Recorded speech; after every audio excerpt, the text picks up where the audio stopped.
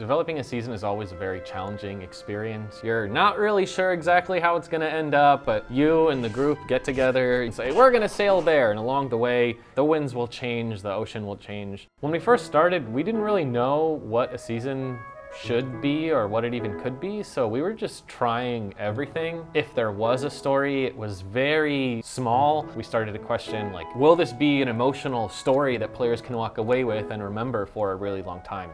The whole process of being a live service game, it was new to the company in general. Very small team. It used to be all hands on deck for every season, and we were working back to back to back. It wasn't sustainable and we were burning ourselves out. Later on, a group of us would work on one season while another group was wrapping up production on a different season. And so that allowed us to kind of leapfrog our way through and helped lead to the increase in quality.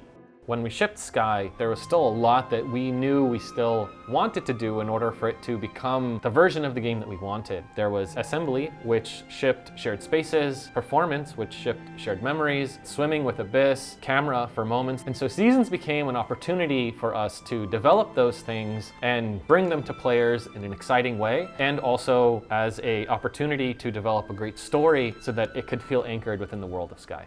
Everything's a challenge, honestly, when you start, and there's so many different ways we could take it. For example, like when we did Little Prince, do we bring Little Prince into our world? Are we going into the real world? Because the book is so loved, it's real easy to be like, oh, we can't live up to the standard of what that is. And I think we did a really good job of that, but it took a really long time to get to the point where we could cohesively tell that story. From the beginning, it's actually amazing to see that it does work out in the end, because it feels like impossible. There's almost like identity crisis that can happen at times. Small example of that actually was Season of Performance. We had this tech where you could manipulate your character, and that wound up really not working out. So instead we developed the tech that would eventually become the community theater. And then we had another identity crisis, which was, what is the overall plot? How is it actually gonna feel satisfying and rewarding? And so the last two quests, you need to go help the dancer muster up the courage, and everybody else gets it on stage, and you're able to celebrate it together. That was something that emerged late in development as a way to fulfill the promise of what the season had set up prior to that. For me, the emotional season, I think, would be Season of Dreams. I really like the whole build-up of the story, starting out small and wanting to build up, and then being on the world stage, everybody sees you, and realizing your own dreams, everybody sees you realizing your dreams. With the music and the build-up and everything, it's powerful.